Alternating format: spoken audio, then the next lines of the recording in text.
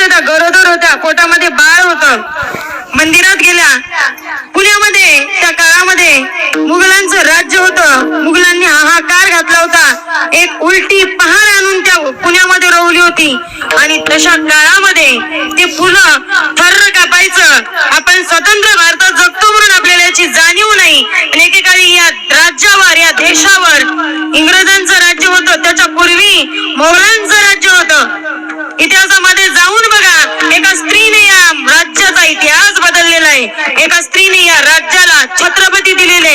एका स्त्रीने या राज्याला स्वतंत्र करण्यामध्ये खूप मोठं योगदान दिलेलं आहे. आणि त्या मासाहेब जिजाऊ तुळजाभवानीच्या मंदिरात जातात आणि तिथे मागणी मागतात, हे आई जगदंबे, कुळाला, राष्ट्राला आणि देशाला ज्याचा अभिमान वाटेल असा पुत्र माझ्या उदरी जन्माला दे.